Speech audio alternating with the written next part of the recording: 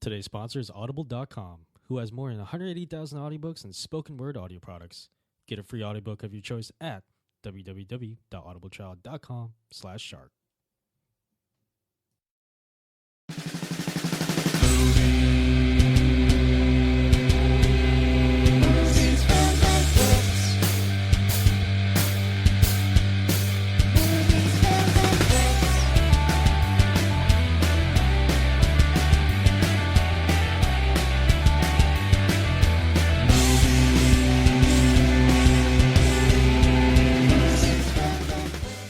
Hey, welcome to the Movies, Films, and Flicks podcast. I'm your host, John Loswith.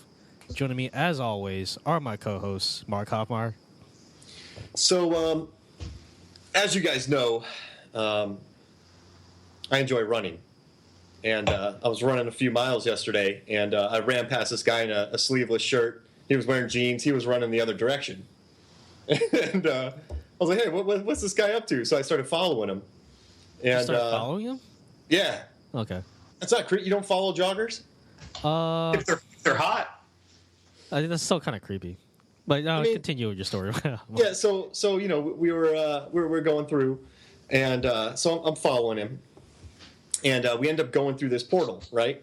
And we end up meeting this crazy god who's like in Egypt, right? And eventually we throw this big uprising, and he's defeated. But everyone thought he was a god, but I think he was more of a devil. Huh. You see, that's why I don't go running. We used to go running. Yeah, it was terrible. I don't remember the running in the gods part, but I just remember sweating. No lie. Like Mark and I, we were like, this was like in Florida in the middle of the summer, like noon. Like right, it was like when the sun was hottest, and we just go out for a run. We did like 3 miles at a time, didn't we? Yeah. For some reason. I don't know why. Yeah, we were pretty good at it. We got like really skinny and really tan for like no reason. Our farmer stands were pretty legit. Yeah. All right, Loving Good. How many miles can you run at a time? Like one. Really? Oh, yeah. I can run one really fast mile, and then I'm ruined. That's right. You don't do cardio, If I run do you? one really slow mile, I'm still ruined. Yeah. Yeah, you don't I do basically have cardio. about 7 to 10 good minutes before this body shuts down. Yeah. Dude, the older you get, the worse it gets the next day. Like I'll deadlift. I can actually go like deadlifting for an hour, and I'll do like 15 sets. But like I can sprint a mile, and I'm wiped. If I run that same mile instead of like 7.5 minutes, if I run it in 10, I'm still wiped. Yeah. It doesn't work. Wait. So before we start recording, right? The guys, we were all like chatting about something, and something like interesting happened. I heard the pronunciation of a name, and it made me think, like, I thought this whole time that me and the rest of the universe pronounced it a certain way. And then I heard both of these guys, Mark and John, say it a different way. And so now I think I'm insane. There's an actor named Shia, and I want all the listeners to think of how you say that last name. Now, I say LaBeouf, but you guys say... LeBeau. LeBeau? Yeah. I don't know. I kind of alternate. Shia LaBeouf. Shia LaBeouf. I don't know. I don't think... Is there like an official LaBeouf. pronunciation? Let me I have no idea. YouTube pronunciate.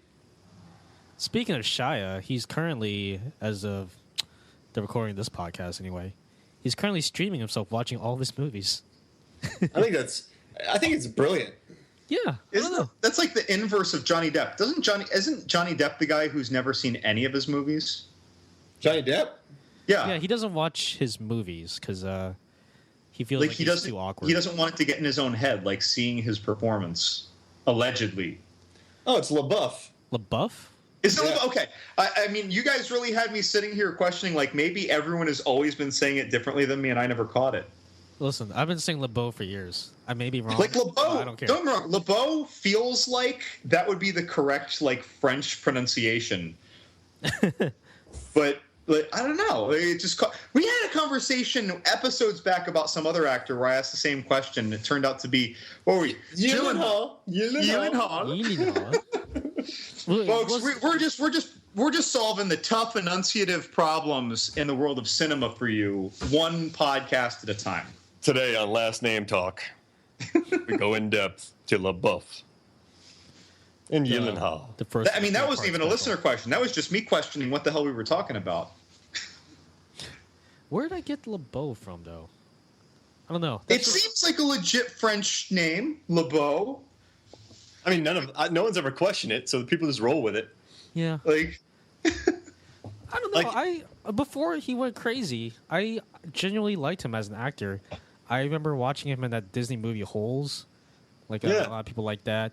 He was Disturbia wasn't bad in. Disturbia was. I good. thought he was really good in Disturbia and Transformers. And Fury. Yeah, he's not a bad actor. He's just I don't know. He's doing like a lot of extracurricular things going on right now. Yeah, see, I don't think people mind you messing up that. But if you're walking around going Tom Honks or something like that, like Tom Honks or Tom Hanks, Honks, like then I'd get on you. But LeBeau works. Yeah, whatever. I don't You know, think Shia cares. if Shia keeps up his extracurriculars at this rate, like he's going to look like Gary Busey in 10 years. Maybe that's his goal. Man. Maybe Gary Busey is his idol. I hope not. Makes me think about Rookie of the Year. Nobody's idol ever. All right. Switching from Gary Busey to the start of the podcast.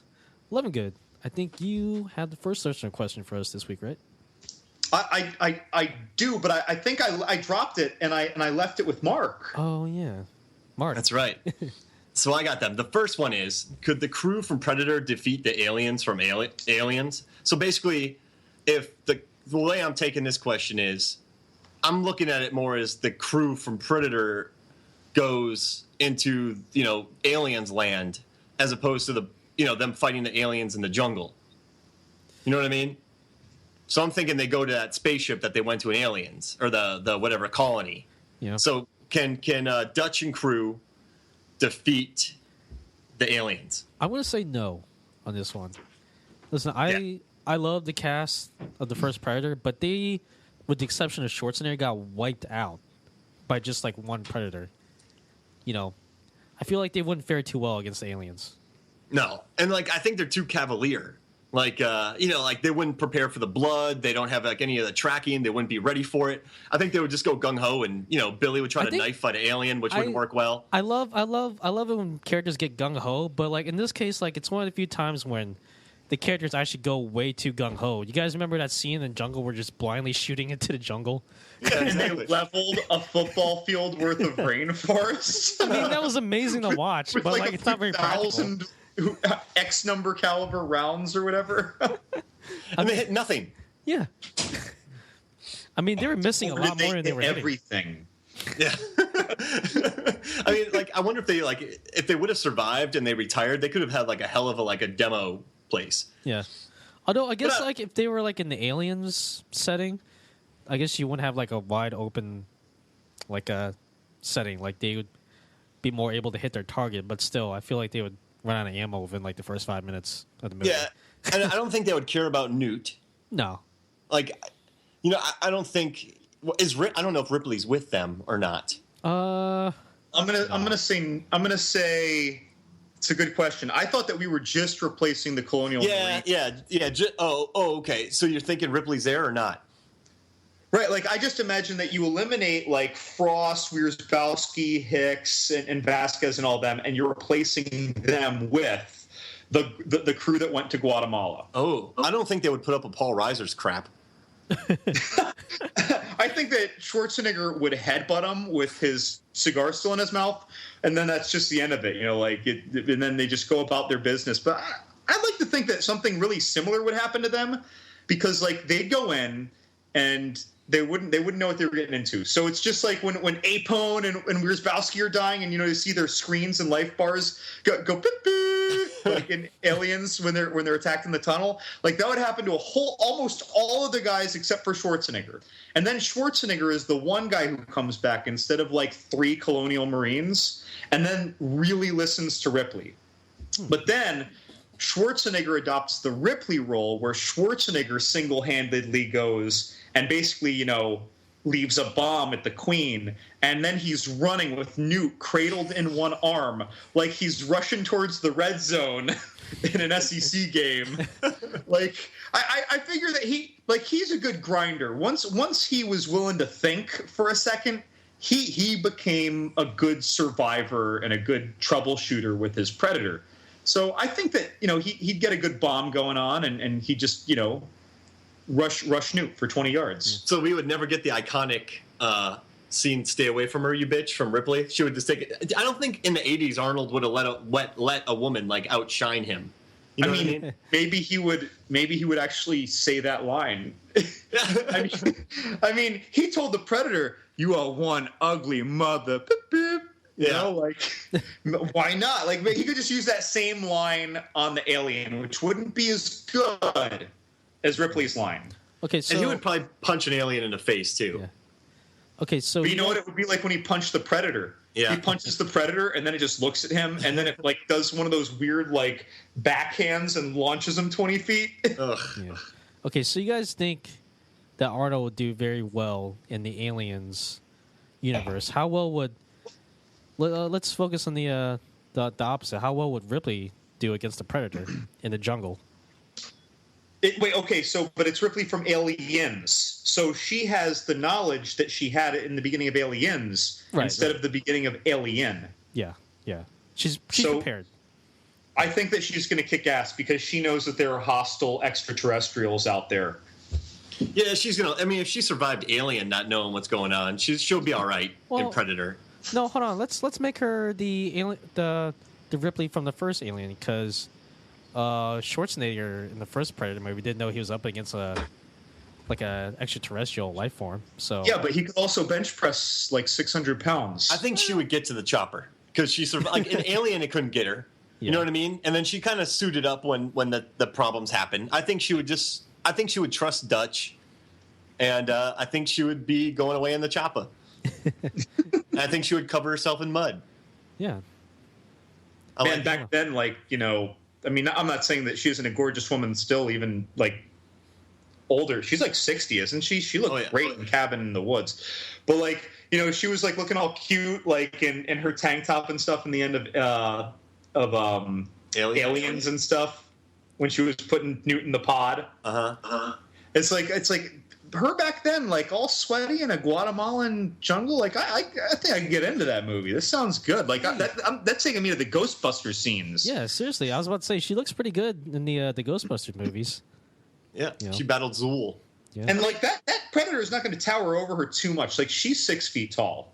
Yeah, I mean, if she was wearing heels in the woods, like Bryce Dallas Howard did in Jurassic World, she'd damn near look that Predator in the eye. You were about to say Jessica Chastain. Yeah, I almost said it. And I've done that in multiple podcasts. I always do that. You're not the only one. I think she would be. No, I think she would be all right. I think I wouldn't mind seeing that movie actually. And the only way you can really kill her is if when the world's coming into an end and a werewolf attacks her. Yeah. I mean, that's a gimme for anybody. Like you're not going to live through that because literally the world ends. So it pretty much takes the world ending to kill Sigourney Weaver. Yeah. How well would Bryce Dallas Howard do against a Predator in her heels? Running in heels in the woods. I don't care how they justified it. It's silly. That movie's terrible. The more I think about it, the more it crushes my soul. You have it on Blu-ray? What? No. Oh, okay. I can't stand that movie. I think she survived Jurassic World, so she would have to get through there somehow. They're making a sequel. Oh, brother. Yeah. Jurassic Galaxy. It's like, guys, things are going to stop making these parks. I want to see like a maintenance crew. I want it to be about a maintenance crew taking care of that big old shark. Like, what would that entail? I mean, tons of food, probably like 1,000 pounds of food a day. Yeah. You got to clean the tank. You got to clean up all the poop. There has to be a filtration system. Someone's got to keep the balance right. It's like you got to keep the mate. Jerry, you got the shark today. Ah, man. We are literally running out of sharks, guys. All right. So, yeah, I think that's the answer. Giant sharks. Yeah, I think we're on a good track here. Yeah, that was the answer to that question. All right. Thank you for that question. Somebody. Donnie. Okay. Yeah. Yeah, thanks for that question, Donnie. It was Donnie Brewski. Number one listener, Donnie Brewski. hopefully we enlighten you, if not confused you even more so. You know, if anyone listens really closely to our podcast, because I know some people who really do, like they religiously listen. I mean, you know, it's like a favor to me that they do it, but they do. And I wonder if they're sitting there wondering, like, all this time, if Donnie Brewski is really a listener. Dude, Donnie Brewski is a listener. People I don't know if wanting you guys have met him. He was in the Brewskis with me. Like, he was in some bands. Yeah. Did you meet Donnie Brewski, John Lesvath? No. Oh. He's not a figment of my imagination. My imagination. I'll have to take you on your word on that. Do it. All right. I think it's time to move on to the topic of the day. Lemongood. I'm pretty sure you have the topic this week, right?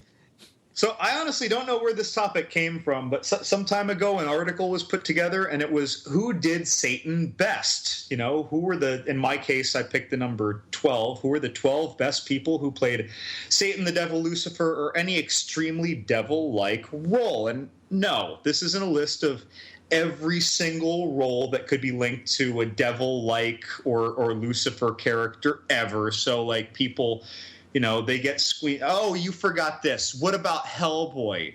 Jeff Goldblum was the devil in Mr. Frost. Well, I don't have those, and I like those movies, so fine. You know, you win, Twitter and Reddit. Where's Dave Grohl from Tenacious D? And someone was talking about Tom Waits from some movie that I haven't seen. So I'm mentioning these because they didn't make my list, or that is really, I just didn't think of them when I put together my 12. But I'm pretty proud of my 12 devils, and I think that Satan is a pretty cool topic for, you know, a casting decision in films, because there's general antagonists, but like when you cast someone as either God or the devil, or something that makes you think a lot of God or the devil, everybody is going to have an opinion on the quality of that casting. Whereas if you cast someone as bad guy X with a certain personality or some alien, I feel like people get a little less up in arms about how well that particular person played that particular character. Yep. People are invested, I think, in how these roles are portrayed. More in God than the devil, but still. So I came up with these things, and I don't know, like, I've got my 12, and before we even get into them, is there anything that you guys, like, thought of, like, right off the top of your heads that I didn't have? I didn't have the Balrog from Lord of the Rings. I don't know if people consider that a devil-like character. I did think Tenacious D, because I love that song. Yeah. I mean, The Pick of Destiny's not a good movie, but I love the scene with Dave Grohl. Well, you didn't like that movie? I love that movie. I mean, I like that Yetis were brought up, but, yeah. I mean, I thought it was kind of a garbage pail film. Yeah. But I'm going to say something that could get the soundtrack with me. But, like, back then, I didn't like Jack Black very much. I just liked a couple of his movies up until about that point, or a couple of his roles ever in anything up until that point, and they were usually cameos. So, like, I've never seen that whole movie. I think I've seen 20 minutes. I mean, I like the early HBO stuff and, like, their DVDs and their I don't know, like, CDs, but, like, I don't know, the movie didn't get me too good. Oh, so it's like the Sex and the City movie. Yeah. The show's really popular, but the movie dropped the ball. There's one line I like, though, when Tim Robbins is, like, walking really slowly at Jack Black. He's like, "Stay there while I walk over slowly to you and kill you." And Jack Black's like, "No." I thought that was funny. So, yeah, that was it. All right, well, let's kick this off. I've got 12 devils for us today, and let's just see what our opinions of them.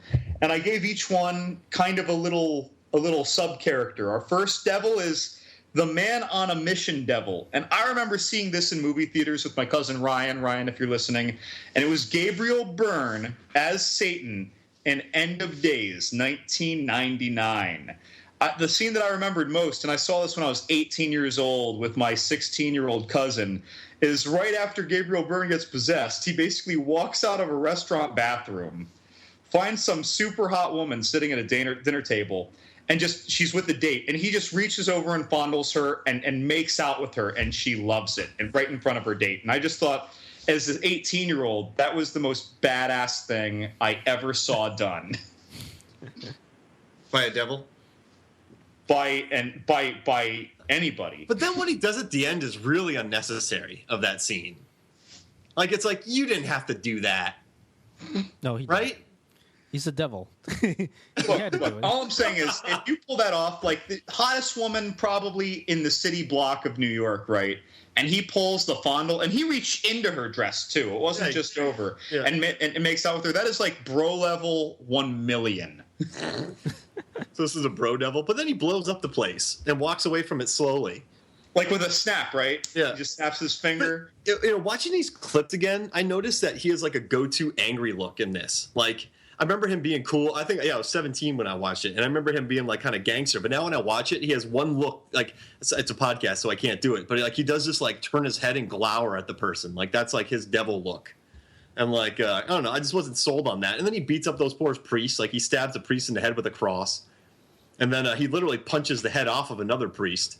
He's just kind of a bully. In his defense, this was an Arnold Schwarzenegger movie. Yeah, I get. Yeah, yeah. If you're playing Satan in a Schwarzenegger movie, you kind of have to step up your game. Yeah, right? I guess. Yeah, like he literally punched through a guy's head. Like, yeah, that was lovely. But like, I don't know. I just felt like he was such a jerk in this. Like, I felt like he was like the 8th grade bully picking on 3rd graders.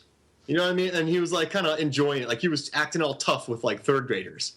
That doesn't make a good villain to me. So, you know what I mean? Even if you include that kiss fondle in the beginning, he basically was like, what if you gave an 8th grader the power of Satan? Yeah, exactly. I'm telling you, like, he's going around he's glowering at everybody. He's being a bully.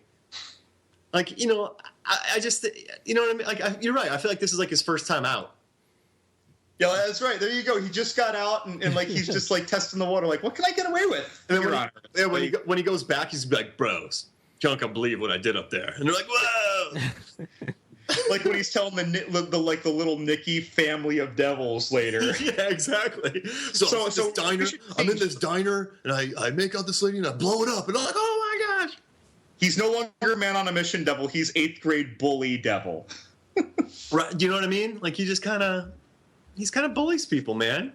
I didn't like him. Did you think he was a bully? I mean, he's the devil. I guess he's always a bully. Yeah. But like, I feel like he's been a devil for so long, he's kind of lost that bullying thing. Now he's just a jerk. Like, I guess he's just a jerk. Like, I feel like the best devils are the ones that are just like, been there, done that. You know what I mean? Okay, all right. Now let's keep that idea in mind. As we move on to devil number 2 out of 12, these are in no particular order. This is what I considered the best monstrous devil. And for me, that was the monstrous yet debonair Tim Curry as the remarkable character Darkness in Ridley Scott's 1985 Legend. And before everyone gets up in arms, yeah, he played a character named Darkness. There's a part in the movie where he's about to be vanquished, and he yells, "Father, why have you forsaken me?" And it's a little ambiguous to whom he's referring. Like, is that a God character, or is that his father, the devil character? So he's not necessarily devil. He's just some really evil dude. But like that's who I picked as my best monstrous devil. I thought they did great makeup on Tim Curry, by the way. Oh, a brilliant makeup. But the biggest problem is at the end when he finally gets vanquished. I think he cuts his arm off. Tom Cruise cuts his arm off and he gets sucked out. But then they keep the camera on him for about 5 seconds too long, where he's floating through outer space, and it's just like he's a doll. Spinning. It's like a doll. Bruce Campbell when he got sucked into the vortex in Evil Dead. But it's like a little doll going, whoa, whoa, whoa, whoa. And it's like there's nothing less intimidating than watching like this monstrous, deadly being who can take arrows to the neck floating away in space going, whoa, whoa. I wish like a plane would have been flying by and he'd landed on their mirror, or like the TARDIS or something like that. But I don't know. Yeah, I mean, this is amazing creature design. It was Henson, right? Was it? I think so. I don't know that. I'm not denying that. I have no idea. I mean, I just watched the movie. You're a production guy. You tell. So, Lazarus, how do you feel about the evilometer rating of this devil? I think visually you have to. It just scores highly, like visually speaking. I don't know. Do you think that his actions and his personality backed up the look? I mean, it's been a while since I've seen this movie. So, like, it never left an impact on me. I'm just like, oh, so this guy's like a demon, like, so. So I guess his impact on me mostly was visual, but I mean, if you just look at his resume, like he was in a world with unicorns, plural, and he wanted them all dead, so there would be darkness in the world forever. And he had his minions out there, trying to kill this unicorn for him.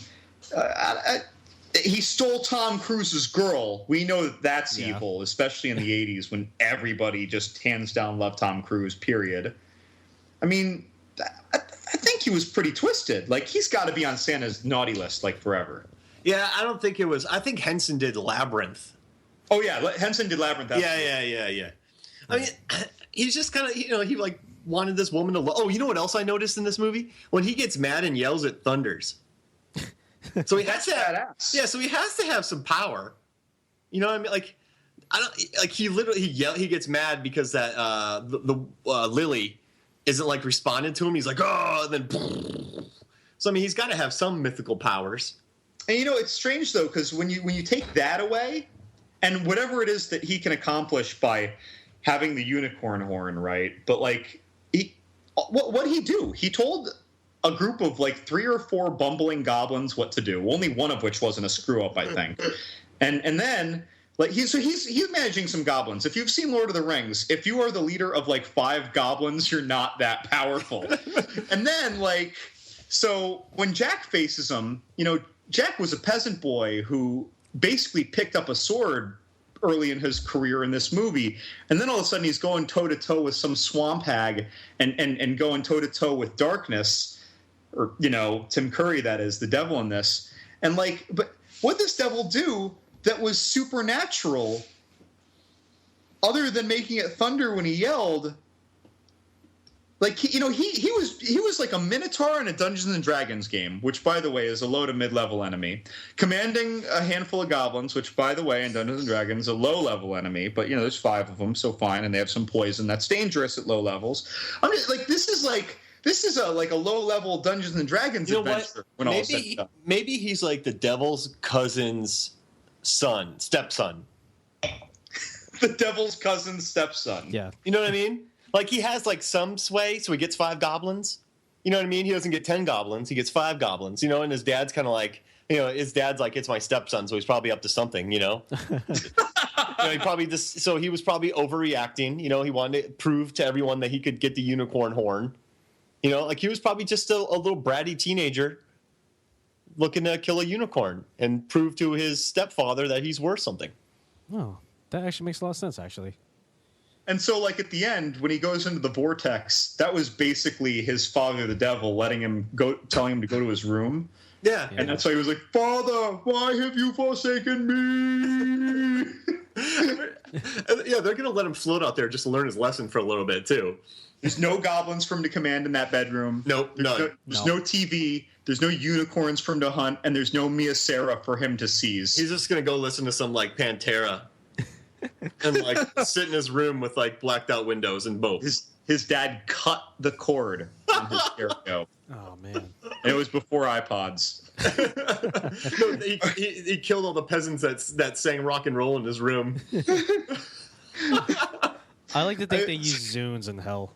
Yeah, Zunes. Zune. DJ, if you're listening, I know you had a Zune. We're not making fun of you.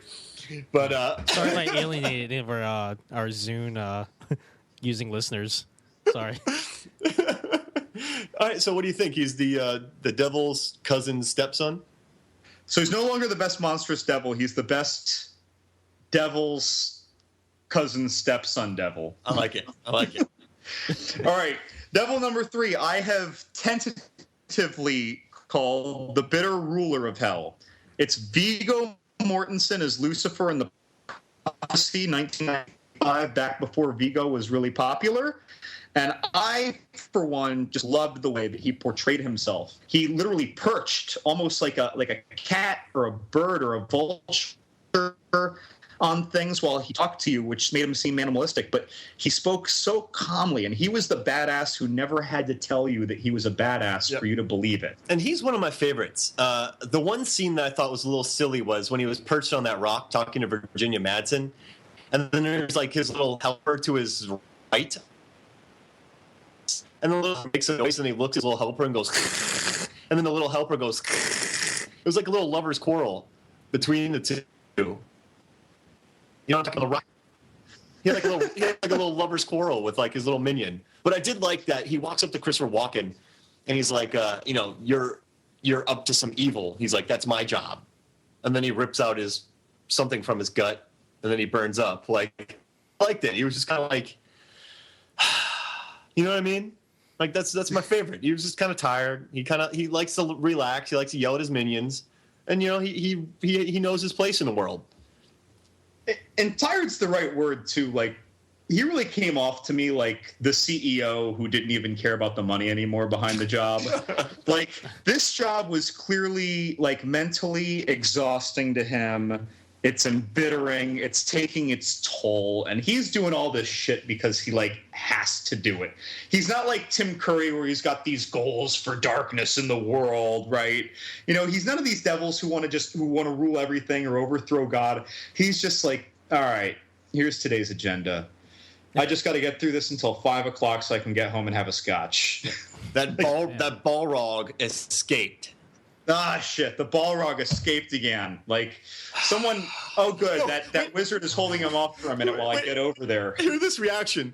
Sir, the Balrog escaped. And he just goes, they have a Balrog. And he goes... He pulls a Paul Rudd from Wet Hot American Summer. But like yeah, I don't know. I liked it, and I felt like Christopher Walken. He was just like, I gotta go deal with this. Like, yeah, I'd rather be drinking some Aachen triple distilled single malt Scotch, and he'd rather just kind of be moping around. Like it wears on him. What would you drink? Aachen. It's a single malt Scotch. I thought you were talking about the overalls there for a second. Yeah, he's wearing overalls. I mean, he probably does. I just want to go home. I just want to wear some overalls. Yeah. When I'm out in public, I have to wear this black tunic. Yeah. You know, I have to actually look like the devil. I have to groom. I can't look like I'm, scraggly. Yeah. Like, it's not fun for him. No. You know what I like about him though the most is that he's got that kind of suave look to him. Mm-hmm. You know, he's got that goatee. He's got the sexy mullet action going on. Yeah. I don't know. Like yeah, he's Satan, but I mean, he looks like he's got it all together. I mean, that haircut is a professional haircut, and it fits perfectly behind his ears. Yeah. I'm going to call Lazaveth our resident internet pop culture expert, and I have a question for you, John. This is based on some stuff that I saw on Twitter about this article. Okay. How is it that when Viggo Mortensen, to anyone who's seen this movie, is clearly playing the devil, right? Like, yeah. There's no question as to who he's playing if you're watching this movie. How is it that I had, like, no fewer than 4 different people say, bro, you totally forgot Christopher Walken from The Prophecy.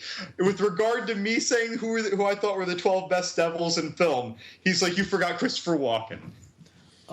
Christopher How's that Walken's okay, always... Lazarus? Christopher Walken's always kind of had that creepy vibe around him, you know? Yeah. Right? And he's like the devil's brother. Yeah. Yeah. It's just, I don't know, like, he's not known to be like your traditional, like, mainstream actor. Like, Christopher Walken is known for being Christopher Walken. I think... I like that. He's not a mainstream actor. No, he's not. Even though he's in a lot of big movies, it's just like, hey, that's Christopher Walken. You don't think of him playing as a character. You just think of him like playing as Christopher Walken.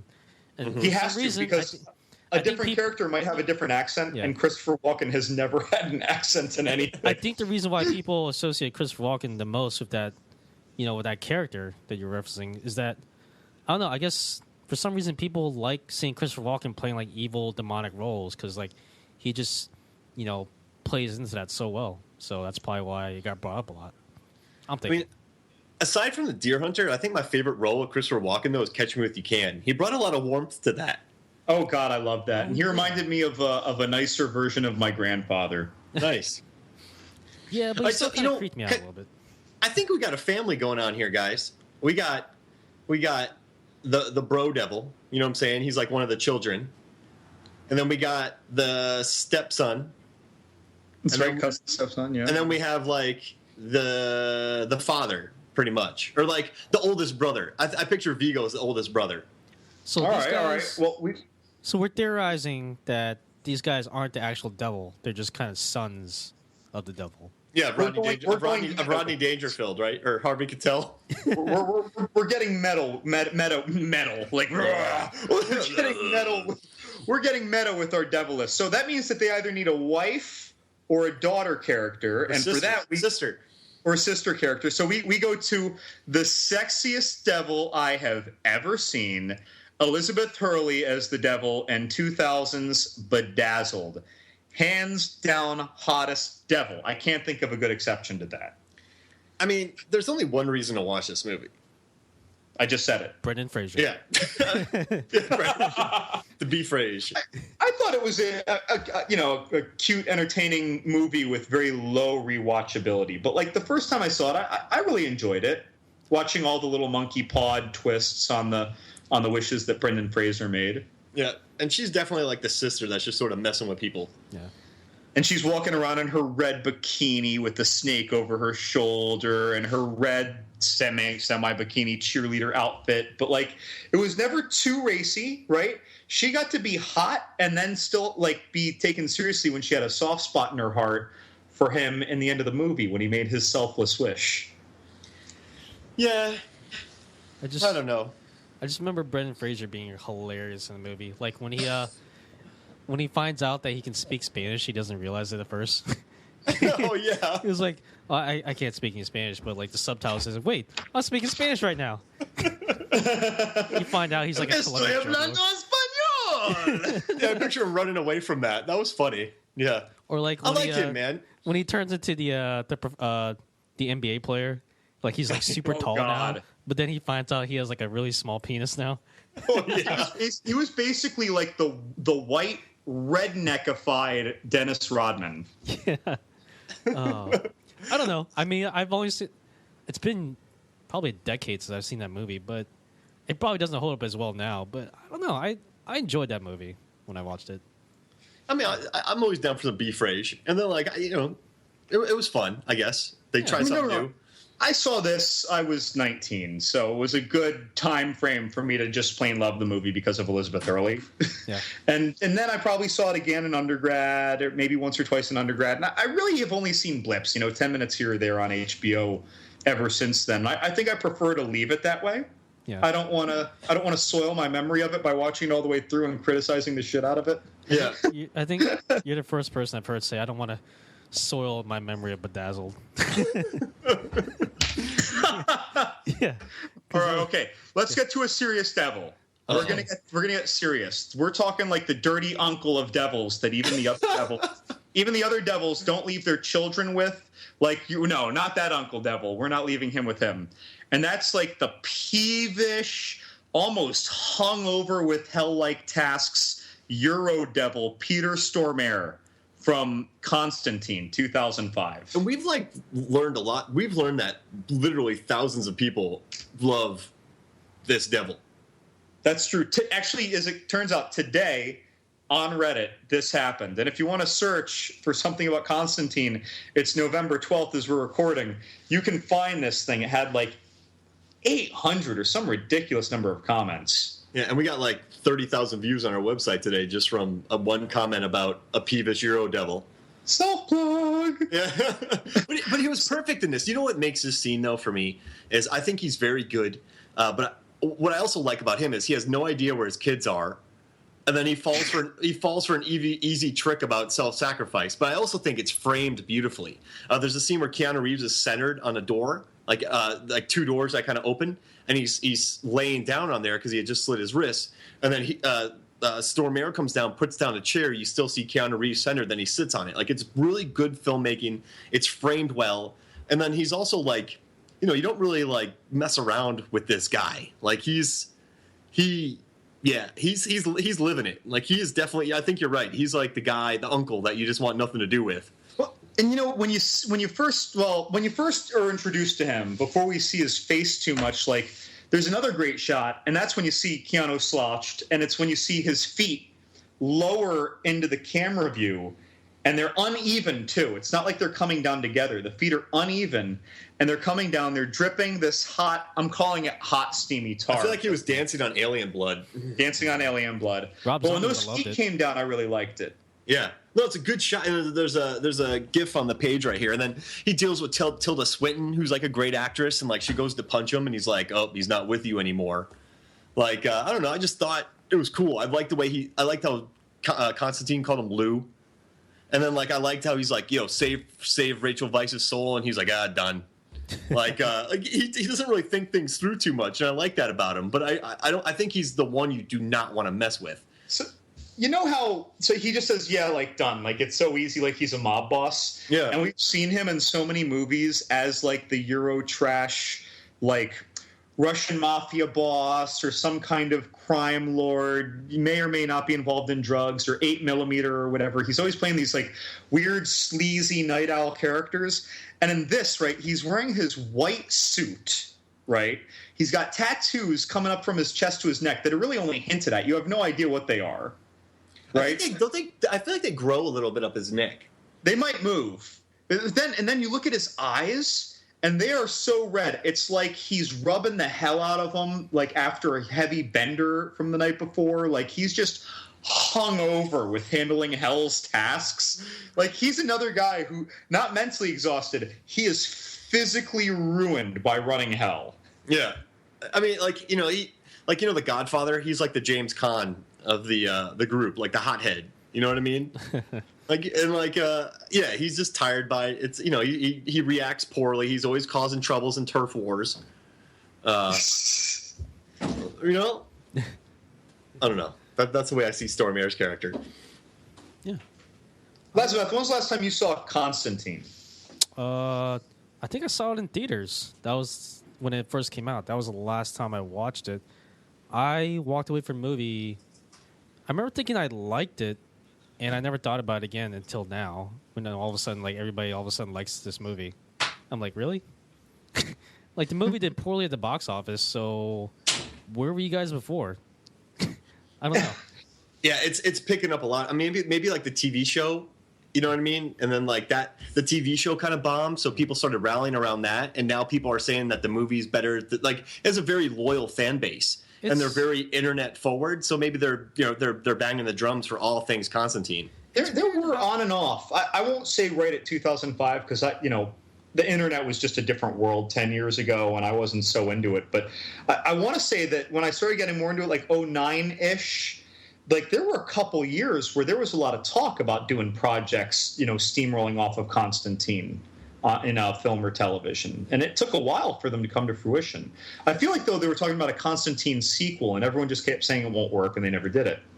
Well, I loved it. I love the scene where Keanu Reeves has like a spider trapped in a mason jar, and he blows smoke into it, and he goes, "Welcome to my life, world." Oh yeah, that's I love that. And then he kicks a bunch of crabs, and then isn't there like a scene with like some demons, and he takes a cat and hugs it, like he's just sitting there with a cat.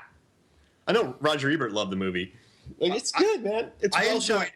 every character in this. And now this director is doing he did the Hunger Games movies, so I mean he knows his stuff. oh, nice. So I don't know. It's just weird how like randomly a movie becomes like a cult hit later on. I'm not saying Constantine was a bad movie. I enjoyed it, but I never would have guessed it'd become like a cult, hit. Like, you know what though? later. I think there's a trend with a lot of cult movies like Rocky Horror, Boondock Saints, Donnie Darko. I mean, they kind of do look at sort of like the outsiders of the world, and this is very much so like a devil. You know what I mean? Like an outsider, cynical film. So it does kind of have the traps of a cult film. I think that's a really great point because Keanu Reeves, Constantine, he isn't just an anti-hero. He isn't the guy who stumbles into it and unwillingly grows into being a hero.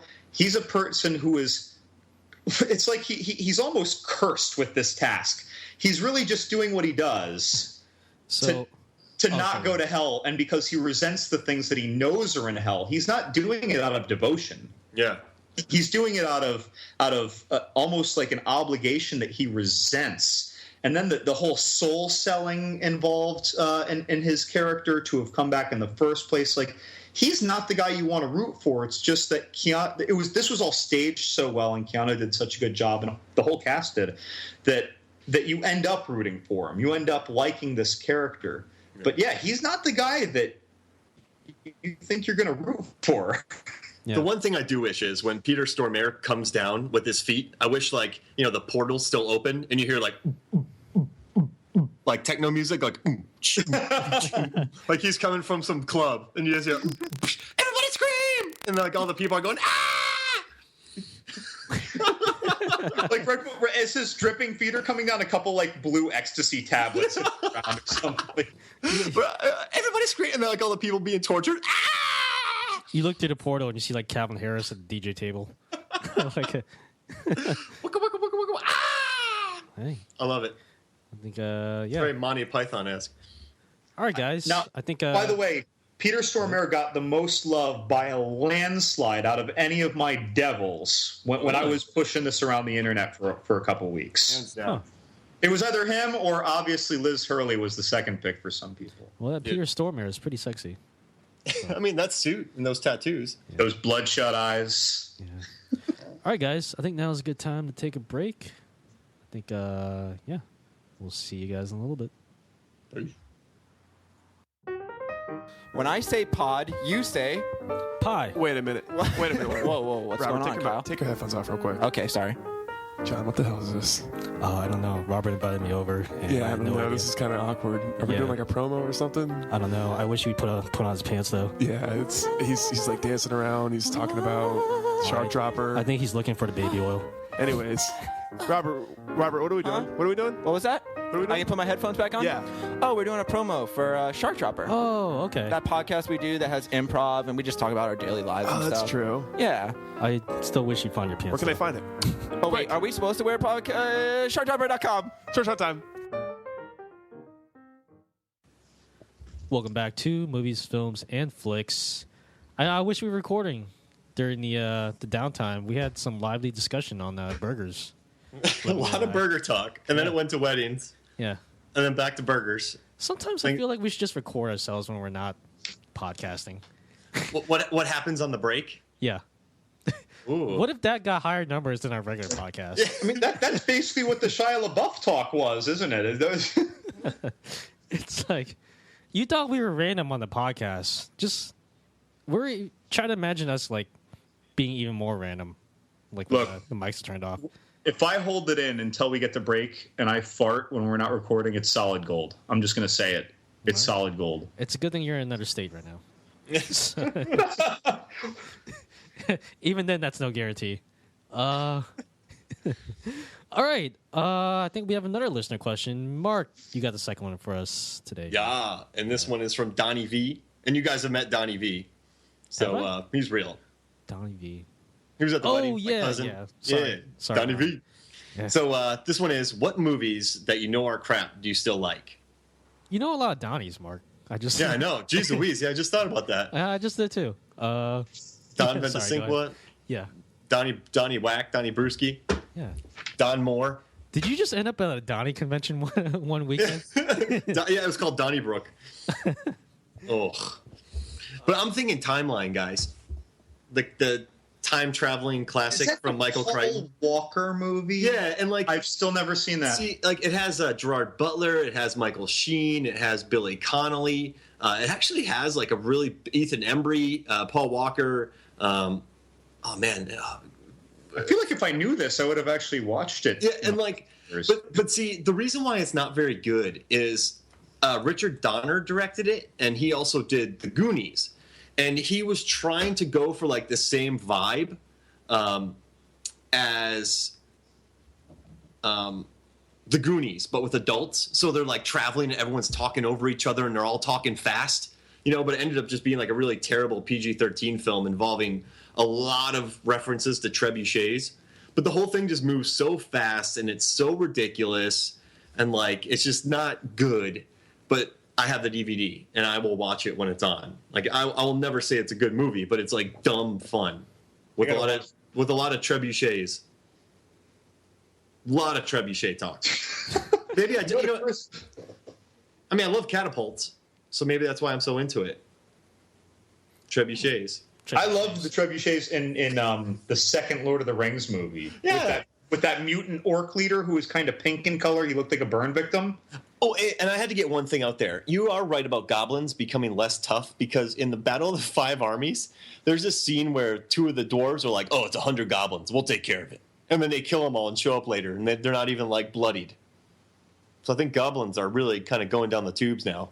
No, goblins are not menacing in the Lord of the Rings, unless there's hundreds, like you're just besieged by a sea of zombies. Or, I mean, goblins, like in World War Z when they're making a wall, they're climbing the wall. Yeah, they're climbing each other just with total reckless abandon. So, okay, garbage movies, crap movies that I like.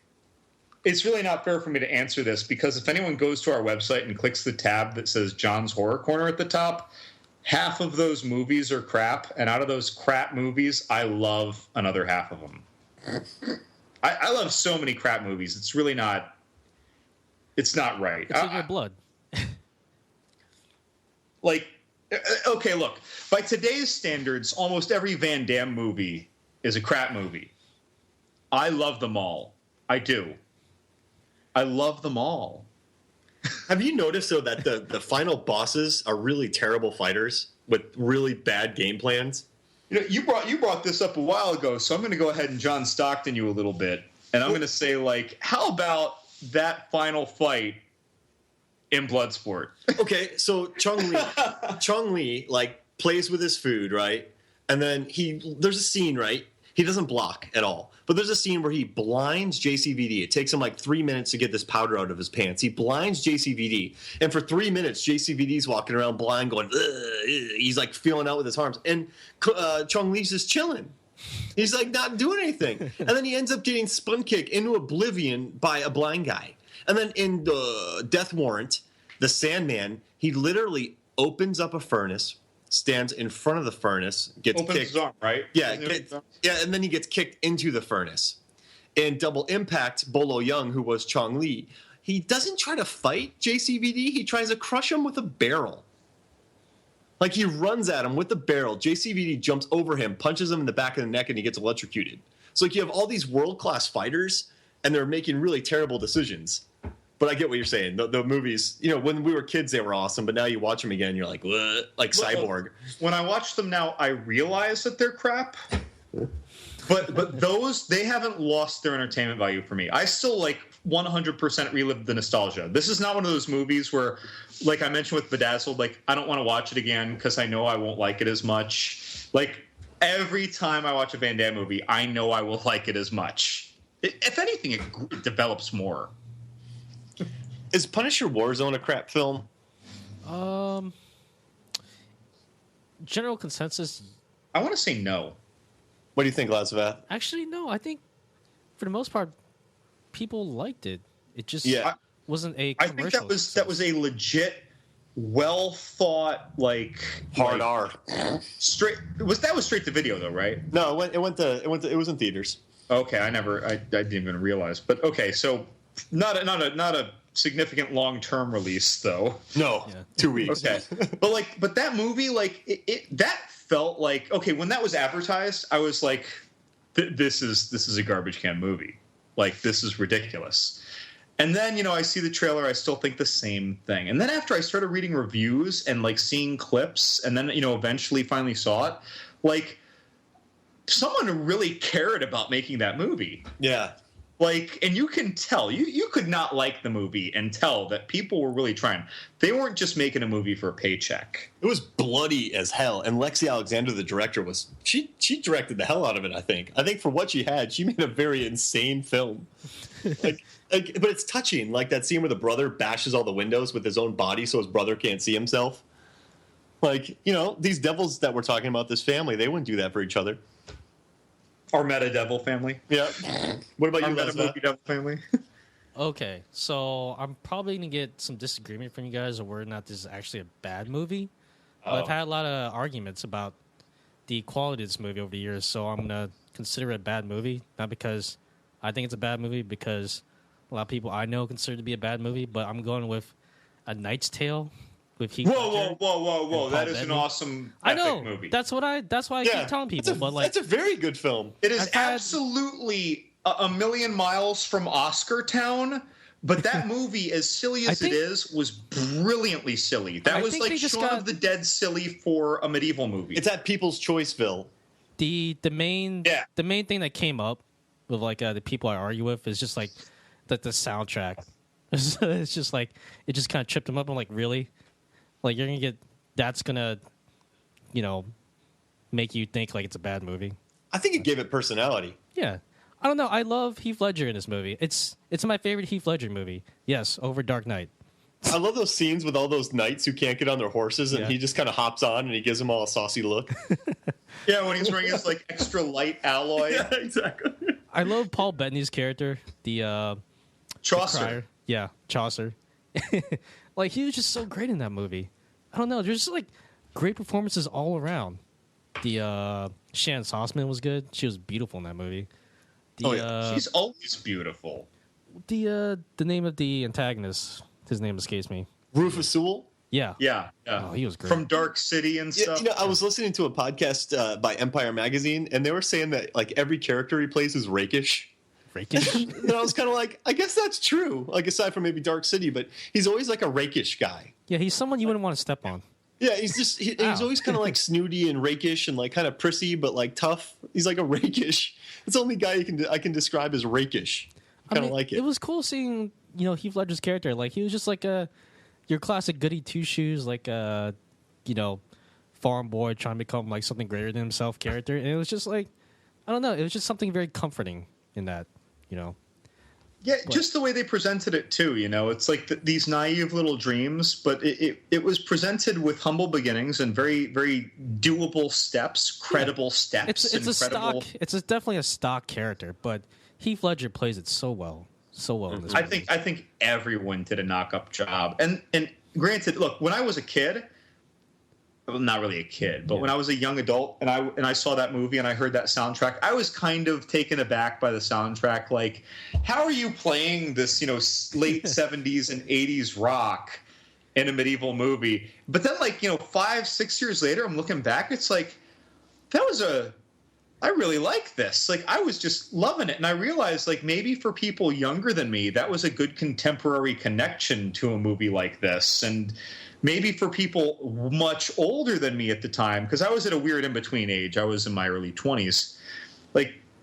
That might have been the way to connect them to this movie with these younger stars. And the thing, it works for me. And it works even more every time I see it. Yeah. I love it. Good movie. Yeah. No, good movie. A lot of people don't think it's a good movie, but I loved it. Adore that movie. Heath Ledger post coming up. I'll go real quick, but In the Army Now, it's a crap movie, but there's a couple scenes I love where David Allen Greer, we're something on my back. Yeah, he's always scared about things, and so they're always annoyed about it. But one time he actually has a scorpion on his back. But I love when David Allen Greer gets up and goes, "There's a scorpion on my back. There's a scorpion on my back," and then Pauly Shore convinces him there isn't one. After he yells at him too, he's like, "There is not a scorpion on your back. Calm down. It's all in your head." He's like, "Okay, you're right.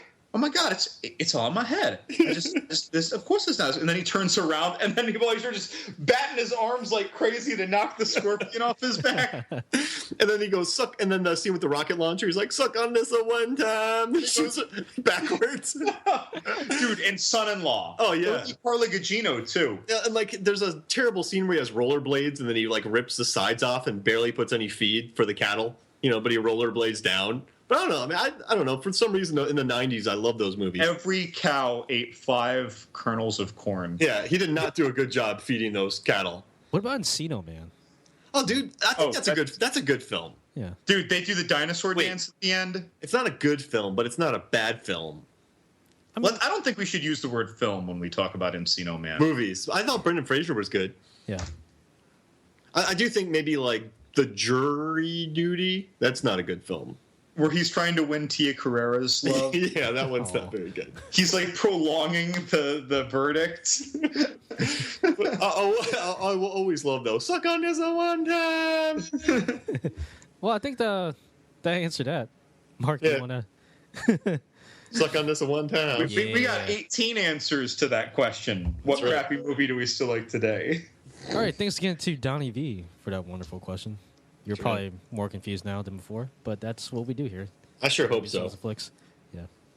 All right, Lemon Good. I think, do you want to continue the wonderful list you started in the first half? Sure. We're approaching halfway through, and my next devil is the silver-tongued tempter of free will, Al Pacino as John Milton, and The Devil's Advocate, 1997. No. Oh, go ahead. Sorry. Oh, I'm just going to start by saying I heard a few podcasts about this just for the sake of fun in the last couple of weeks about The Devil's Advocate. And when this movie came out, I thought this movie was like so awesome and perfect, but I was a teenager. What did I know? And like all these people are just ripping into this movie. And when I rewatched it, all I could think was the same thing. This is 10 years ago even rewatching it. I just thought the movie was ridiculous when I started watching it again. This movie is up and down ridiculous, and Al Pacino is just the engineer of this crazy train. I don't even think he's the devil in this movie. I just think he's Al Pacino. Like I don't look at this as like, this isn't him playing the devil. This is Pacino playing Pacino, and he has the longest, most insane monologues. And there's there's that scene where Keanu Reeves is like, "Does he sleep?" And they're like, "No." And then he's like, "Well, where does he have sex?" And then Pacino goes, "Everywhere." And how did this get made? They think a bunch of guys in a cigar shop wrote it, and he gives Charlize Theron perm advice. And I'm like, I don't know, it's just a nasty little movie. But I mean, Pacino turned it down 5 times, and then he finally took it, the 6th. But it's just basically him. I think he made up all of his monologues.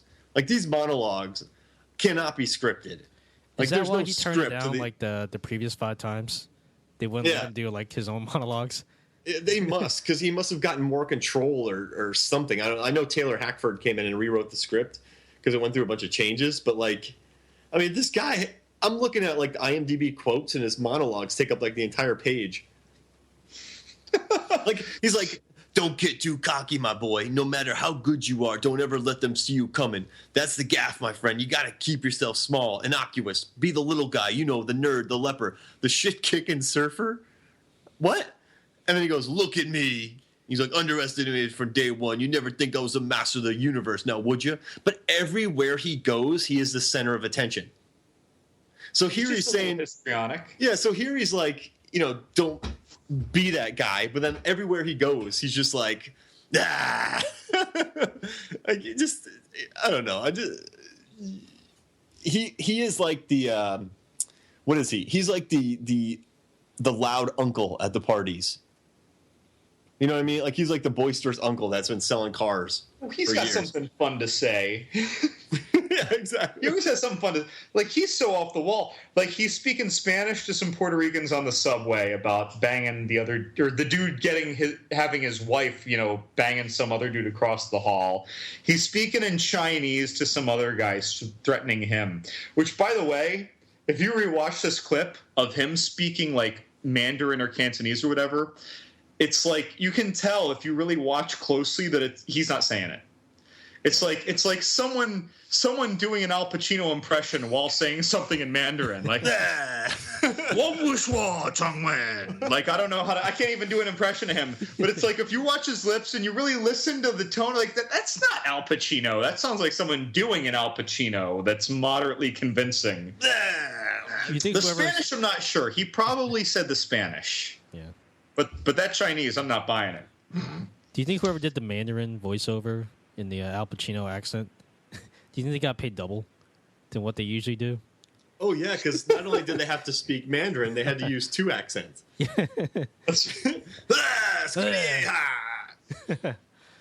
Everywhere. So something that really catches me, Mark, you totally know. He's like, yeah, you got to be innocuous or whatever, and he's always the center of attention. Like in restaurants, he's like lifting up the sheet so a lady can go under there and like give him a blowjob. But for all of the ridiculousness, it's like pouring liquid lunacy. It takes the form of whatever container you pour it into, right? That's him. Whatever scene you put him in, he'll give you lunacy, but you'll buy it. Like you'll just enjoy it on screen. in whatever shape he gives it to you, you'll love it. But then after the scene is over, you'll be like, wait, hold on. That was totally ridiculous. But while he's doing it, you just have a smile. I mean, he's magnetic, but he's like unhinged. Like you know what I mean? Like if this he's was more unhinged than Deborah Logan's jaws as she's swallowing an infant whole. Yeah, exactly. He's like, you sharpen human appetite to the point where it can split atoms with its desire. You build egos the size of cathedrals, fiber optically connect the world to every eager impulse, grease even the dullest dreams with these dollar green, gold-plated fantasies until every human becomes an inspiring emperor, becomes his own god. And where can you go from there? Okay, see, that's my point. When I listen to you say it, I don't like it. When I hear him say it, and he's like a Muppet of a person with his ridiculous voice. His lifts. I just suck it up. And then when the scene ends, I look back and I say that was ridiculous. But anyone else says it, I'm just like, that's ridiculous from the first word. Yeah. So he can get away with it. You know, he's like the used car salesman of devils. You know what I mean? Silver Tongue Tempter replaced with used car salesman of devils. Like you go in to buy like a 96 Geo Metro and you leave with like a 1988 F-150. Right. Okay. And you're like, it made sense at the time. Did you I thought you were going to say like a twin engine Thunderbird or something. Like I didn't realize I was getting a pickup truck from the devil.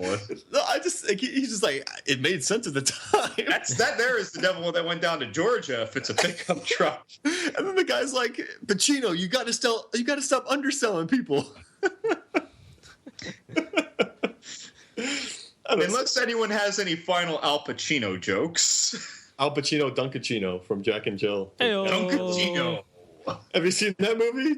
That's terrible, but it's not even a good one. But like the Al Pacino singing about Dunkachinos. Have you seen it? Hitting on the female. Yeah, he was hitting on the female Adam Sandler, singing about Dunkin' Donuts. Didn't he have the theme song? He's like, you gotta dunk it. Yeah. So I don't know how it went. But It's like a 3-minute dancing scene with Pacino singing about Dunkachinos.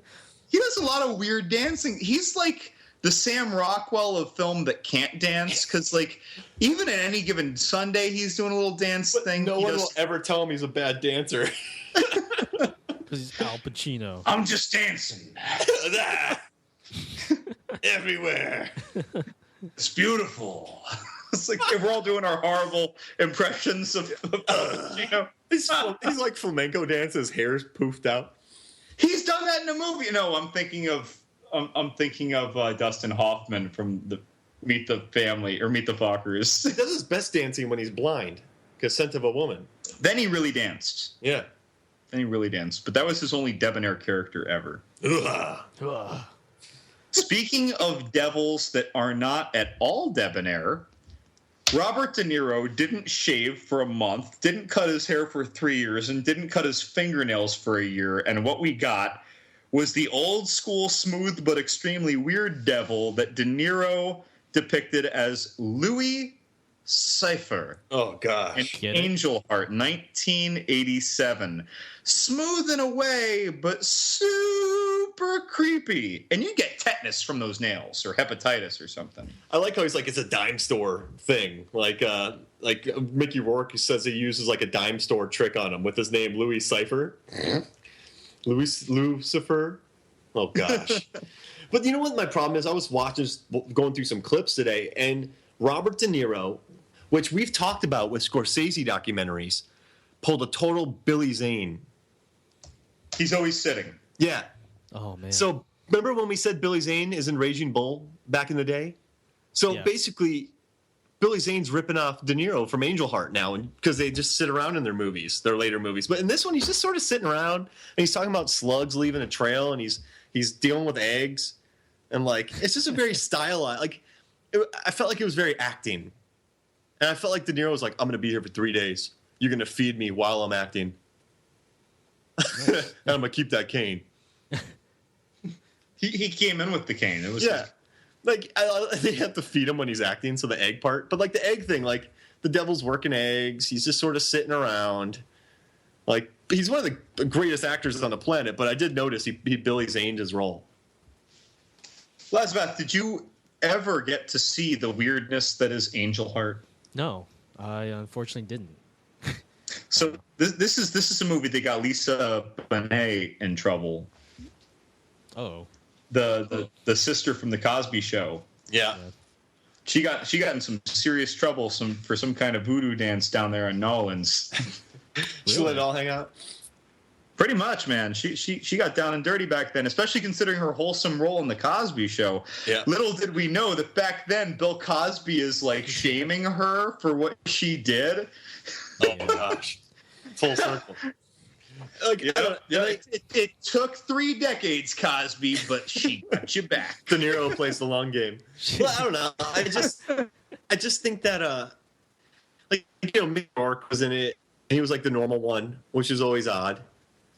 And he gets hired by the devil to hunt some people down. The devil messes with him, but it's just a lot of chair sitting. So he's like the old uncle that's like been there, done that. But, like, he's not, like, burnt out. He's just kind of like, I've done it, so I'm not going to do anything anymore. You know what I mean? Like, he'll go out occasionally, but he'll hire someone else to do his job.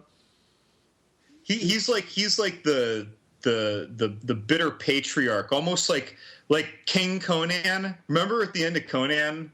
Like, you know, when he's kind of, they show, like, the flash forward, and he's just bored on his throne. Yeah. That's what De Niro is with hell and being like, Satan. Yeah, he's like Satan's brother. And, like, whenever Satan goes off to party in Cabo, like, he just has to sit there on the throne looking all annoyed, like, he doesn't want to deal with any of it. He's like, I don't want to deal with this. He's like, he just kind of sits there grumpy. He's the grumpy brother. I want to change it up to a devil that I think that we all celebrate a lot more, and that's the Soul Collector coming to collect the devil from 2010's Devil. Yeah, I love this movie, and I've talked about it a lot. I don't think it's a very good film. Maybe it is, but I think it establishes dread. It's a nice one-off story, and I think it was hindered by, you know, at the time, M. Night Shyamalan had just made Lady in the Water and The Happening, so a lot of people were down on him. But this is a good film. Was it John Eric Dowdle who directed? He did As Above, So Below, Poughkeepsie Tapes. But I think the beginning sets a really nice tone of dread, and I guess the whole thing revolves around someone commits suicide, and then the devil is able to enter and collect souls. And it's just him messing with these people in an elevator. And it was sneaky. It was fun. It was well shot. It was creative. It was low budget. It looked great. And I think it was just like a good devil who gets foiled, of course. But I like it. It was a good film. You question it, but I'd actually go ahead and say that this was a very good film. I mean, were there some things that made it seem a little mainstream and seem like in a glance run of the mill? I really loved this movie. There were some the opening credits, beautiful, right? The city upside down. It was so uneasing. And then something I thought was really cool is that every single person in the elevator had red as a part of their wardrobing. Mm-hmm. And so, but the thing is that it's not obvious. Every person had one thing: the woman's hair, the Indian guy's tie, the security guy had the patch on his jacket. Everyone had one thing that was red that would make you cue in wardrobing that, oh, this must be the devil. Yeah. But as you're watching, at first, the first one you see, like, that one's going to be the devil. I caught it. I'm clever. Later, oh wait, that person has it. And then you're weighing which is more significant with their actions. And so I thought there were a lot of clever things going on, and I liked how this had all the benefits of a chamber thriller in the elevator, while we still got these outside perspectives, this grand perspective, how they were all brought together with the suicide and this detective and how it was connected with the storytelling with the people inside. I love this movie. No, film. And you know what? I'm down for toast as a devil detecting device. I don't care what people say. Dude, you throw that toast in the air. If it's buttered down, it's not a 50-50 shot like flipping a coin. If that goes buttered down or jammed down, you got a devil on your hands. That's right. And if it falls with the wet side up, God's on your side. That's just how that works. Yeah. I like it. When I was a child, my mother would tell me a story about how the devil roams the earth. Sometimes she said he would take human form so he could punish the damned on earth before claiming their souls. The ones he chose would be gathered together and tortured as he hid amongst them, pretending to be one of them. My mother's story would always begin the same way, with a suicide paving the way for the devil's arrival. And it would always end with the deaths of all those trapped. So this guy's... I love that storytelling, too. I love that. This guy's mean. He's mean. And, like, I like that a door's open for him. You know what I mean? Like... I don't know. I like that. I like that, like, this thing opened it up, put the world upside down so we could enter it and just make these people's lives hell. Like, this is not, like, the nice dude. This is, like, the imprisoned brother. Like, this is the Norman Bates of Devils. To me. Just like a psychopath. And I like that. I like that about him. He's just mean. I kind of like that better than Pacino monologuing for 2 hours. Well, yeah, and it's cool. Like, I don't know if this is based on anything. I don't know if you, Mark, or John, if you guys know if this mythology is fabricated or if this is from something. But it's pretty cool that a suicide opens the door, because it's like, you know, common understanding is that a suicide violates the rule of however you lived your life, what's going to happen to you. Yeah, and I like that. I think M. Night Shyamalan had just had an idea. I think this is an idea of his. I think you just had this idea, and he came up with it. He's good at twists. Yeah, for sure. And I like, I don't know, I like that. I don't know. I thought it was earnest. I thought it was good. I thought it was well shot. So, I mean, I like this one. I like this devil. But I like the movie, though. Imagine if it was Pacino in that elevator. And Christopher Walken. Oh, man. That'd be like I was going to say I know who the devil is, but if it's both of them, I don't know anymore. Yeah. Can you imagine being stuck in an elevator with both those two? Oh, gosh. Ugh. We'd end up just dancing and yelling and then, like, probably acting out King Lear. And then I would probably lose all my money to them in a craps game. And then we'd probably get rip-roaringly drunk. And let's call it a day.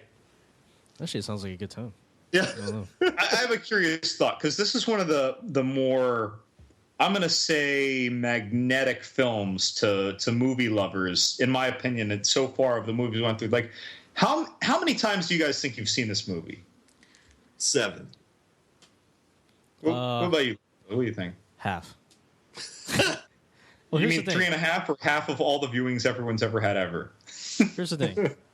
When the movie first hit Redbox, you know, I rented it the first day, but I had like a lot of homework to do, and I ended up not watching it, and I returned it. Like the next weekend. You mean you haven't seen this one entire time? No, I haven't watched it all the way through.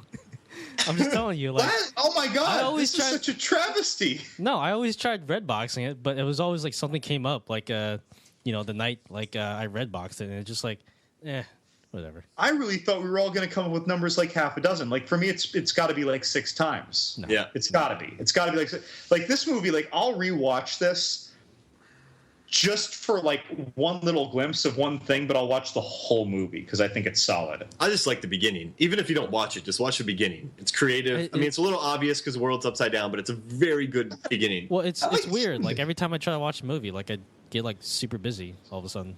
So, dude, oh my god, Lazabeth, never watched the movie. Yeah. All right. Somehow you will find yourself in a devil scenario if you complete the movie. That's why. This is your version of toast with jelly side up. I like it. I think You're not finishing the movie. Right? It's what it is. The movie's on Netflix now, right? Yep. Don't do it. I should at least add it to my list. If the power goes out halfway through, you know for sure never to try to watch it again. Maybe I should. I'm just saying. I feel like I'm going to watch the movie out of spite. We got to move to a much less harrowing devil. We're going to move to the devil with the best eye for a cruel pineapple. And that is Harvey Keitel as the dad devil in Little Nicky from 2000. Now, I really like this scene, but this was only even a pick when Mark knew what I was putting together, and Mark just brought together a beautiful scene that I had long forgotten. So, Mark, I'm going to let you take this one. All right, so Hitler is dressed in a French maid outfit, and Harvey Keitel's like, pick a pineapple. And Hitler picks the smallest pineapple that he can find. And Harvey's like, And then he picks out this massive pineapple. And then back in a silhouette, Harvey Keitel shoves it up his butt. And this is Hitler in hell with some random devil assigned to Hitler. This, by the way, Harvey Keitel is not the devil. He is a devil in Lucifer's family. Yeah, so he's Rodney Dangerfield, I think, was Lucifer. Yeah, I think so. But I mean, there's not too much to cover. It's just a nice little pineapple scene. Hitler getting his due diligence. But then you got to take a step back, and Hitler's wearing a French maid outfit. Mm-hmm. In the scene, he's wearing a French maid outfit, and is this every day for eternity for Hitler in hell? Has he been spending the last 73 years times 365 days picking pineapples and shoved up his patootie? This looks like something new, because I feel like he's pretty naive to the process. That's right. Okay, because otherwise, if it had been thousands of times, he wouldn't still be picking the little pineapple. Yeah, exactly. Maybe he'd just be like, all right, fine, I'm going to pick a middle pineapple and see what I can get away with. And yeah, he's just been dealing with the watermelons, so he's onto the pineapples now. Oh, so, but you know what I love? We have Harvey Keitel, Robert De Niro, Al Pacino, the taxi driver, Pacino wasn't in it, but the classic actors of the great actors, in playing the devil. I find that to be kind of interesting. We wanted legit devils. That's right. So, I mean, all these thespians are deviling it up. And while Pacino and De Niro are acting it up, we have Keitel shoving pineapples into Hitler's butt. Yeah. yeah. That was a glorious scene. Yeah. He picks a pretty good pineapple. I think he was one of the few bright spots of that movie, Little Nicky. Yeah. That one wasn't very good. I do remember one scene I kind of liked where Patricia Arquette is talking to Little Nicky and someone makes Little Nicky flicker off, and she's just like, oh! He's just sitting there, or flipping her off, I guess. But he just flips her the bird and doesn't want to, but he does it anyway, and she's all offended. For some reason, I thought that was funny. I hated that movie so much that when Mark first mentioned this pineapple scene, I had to find it on YouTube and watch it, and only after I watched it was like, oh yeah, I guess that was in the movie, and I guess that was funny. The rest of that movie just ruined life for me. I've got Adam Sandler saying, "Release the love." Yeah, it's not good. Instead of his hellfire or whatever to combat his brothers who were out of hand or so. That movie I think is garbage. But if you don't watch the movie just for the scene, go on YouTube for the scene. I think Little Nicky was the first. You guys might disagree with me, but it was the first of his movies that kind of turned out to be huge stinkers. Yeah. Yeah. Because before that, you had Big Daddy, and Big Daddy was enjoyable. I think And Billy Madison and Happy Gilmore. It was a big hit, too. Yeah. But you know what happened? Big Daddy kind of opened up the floodgates a little bit for smack talk. Yeah. You know what I mean? It was uneven. And then so when Little Nicky hit. Well, I think there's Mr. Deeds came out, too, and that wasn't it was a decent movie, but it was still... Well, that was still a pretty good one. That was still a pretty good one. Deeds was 2 years after Little Nicky. Okay. Let's see. Oh, yeah, Big Daddy. He did Waterboy, Big Daddy, which kind of opened up the cracks, and Little Nicky. Then Mr. Deeds made some money, but all I remember from Mr. Deeds is John Turturro talking about how sneaky everything is. Sneaky there. Yeah, so episodes ago, we had talked about horror sequels, and an interesting thing about horror sequels is that the sequels that tend to do so well are usually doing it off the coattails of the previous movie, and then hopefully, the next movie is good. But Nightmare on Elm Street Part 2 did better than Part 1, but no one's out there saying that Part 2 is better than Part 1.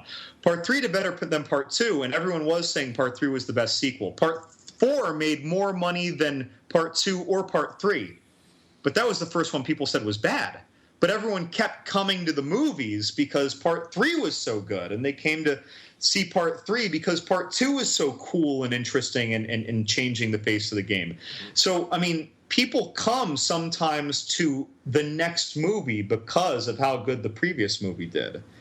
Yeah. But I'll tell you, Dream Child, Nightmare on Elm Street Part 5, that didn't do so well. Well, yeah, the fourth one made the most amount of money, and then it dropped. It went from 106 million down to 45. But that's the first of the Freddy movies that even Freddy devout fans will call dumb. Yeah. Yeah. So why do people who still watch Adam Sandler movies? It's just a formula. It's like NCIS. No, Or like Nightmare on Elm Street, honestly. You know, part 4 was dumb, but it was still fun. Part 5 came out, and you just hope it'll be better. and people know he has talent too. So I think for a long time, people were like, "Is he back? Is he back?" No. Because like if you think of because he had Anger Management, which I didn't really like, but it did really well. Then he did 51st States, which was actually popular. That was, that was very endearing. Yeah, a nice little movie. You know, Punch- they kind of went off Wedding Singer, Punch Drunk Love doesn't count because it No, wasn't really no, like an Adam that was Sandler weird. movie. and then like Longest Yard did well. Click and Rain Over. Well, Click actually made a ton of money, but then like it started going downhill with I Now Pronounce You Larry, Chuck and Larry. You Don't Mess with the Zohan. Which I think it was so awkward. there's only one funny part in that movie. It's where there's a cow hanging up, and John Turturro's training to fight Zohan, and John Turturro punches the cow, and the cow moves, and then John Turturro goes, "Ah!" Like he kind of like so. John Turturro. Maybe I just want to do a John Turturro podcast. I guess you could say I'm still recovering from the last Sandler movie I saw, which is Pixels. Ugh. It was terrible. Kevin James was the president of the United States. That's not a lie. He played the president of the United States. That's not as good as Terry Crews as, what is it, Hector Elizondo Camacho Jr., whatever, from Idiocracy. Idiocracy. I wish I saw Idiocracy instead of Pixels. I need some Brondo right now. Yeah. It's what the body craves. Electrolytes. What's in Brondo? Electrolytes. What are electrolytes? It's what's in Brondo. Creeps. All right. I'm going to totally shift gears now. We just went from a funny pineapple shoving devil. I want to go to the most absolutely evil thing in hell with a phallic tentacle attached to his head. And that's from Hellbound Hellraiser 2. And it's the new Cenobite that we meet, who is the psychiatrist / surgeon, whatever, who becomes a Cenobite himself in the second Hellraiser movie. If you've seen this movie, he's the most twisted, weird thing that ever crawled out of hell. Now, I've rewatched the Hellraiser movies recently, and I'm unique in that case. But this dude, he's clearly not the devil. We know that there's another devil icon in these Clive Barker Cube or movies. something, right? Yeah. We're actually going to get to that. Oh. But this guy, like, he just comes and he gets kind of turned into a devil in the same way that like Pinhead and his Cenobites are turned into a devil. And then he ends up beating the crap out of Pinhead and his little Cenobites, and it's like he's the ruler of hell almost in a weird way. And this came out of nowhere. But now I'm probably the only person who's seen this movie in the last 15 or 20 years in this podcast. Yep. You might be right.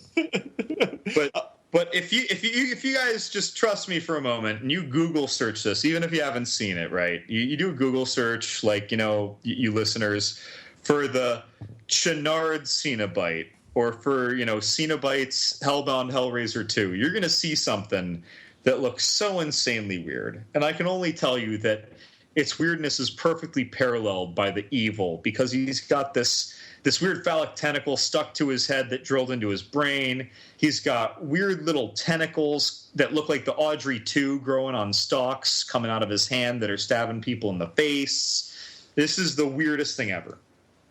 And I'm happy to leave it at that. That thing's just squeezing his head, it looks like.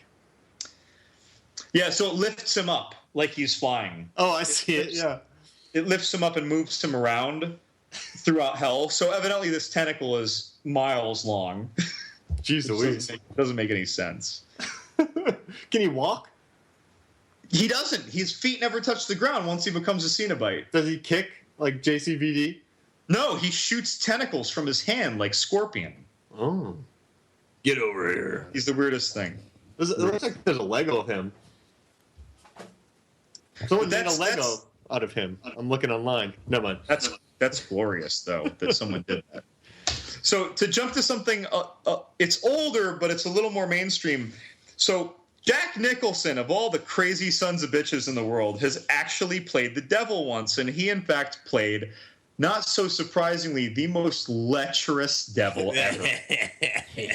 Have we seen The Witches of Eastwick? Oh, yeah. This guy is such a sex-hungry delight.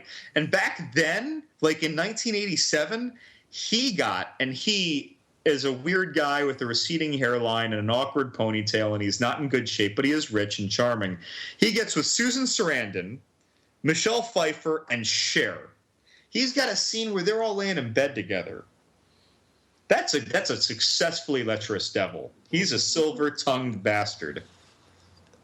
Whenever I picture him as that, I just kind of picture him going, oh, yeah. No, you say that, but he was speaking nothing but smooth, man. Yeah, but he soft voice. He goes down in a way that I don't like. You mean so after the girls turn on him? You mean? Yeah, he goes down via voodoo doll that gets thrown into the fire. Yeah, but so after that happens in the movie, like we get the idea that he's vanquished, but then he came back on the TV. As a weird, evil baby, on the TV, that each of the three women's babies that were all born at the same time were in the playroom watching, and I thought that was weird as hell. Yeah. I mean, I can see why he took the role. Lazabeth, have you seen this movie? No, I haven't. I think it's better that you haven't. Really? Knowing that you've never seen this movie, how do you feel about Jack Nicholson playing a completely lecherous devil who, throughout the bulk of the movie, never does anything over outlandishly devilish? I mean, it sounds like a role he was born to play, right? Exactly. That's what I'm saying. All those things you mentioned are basically in Jack's wheelhouse. I'm wondering if he didn't live this with Laura Flynn Boyle. Oh. Like, that's why she left. Oh, man. I don't like his name, though. Daryl. Daryl Van Horn? Yeah. It's Van Horn, though. But this is Daryl. Hey, Daryl. Dude, how perfectly innocuous if you're Satan. Yeah, I guess. Like it's not like his name is Louis Cypher. Louis, oh gosh. Louis Cypher. Hey, Daryl, where you at, Daryl? It's Daryl.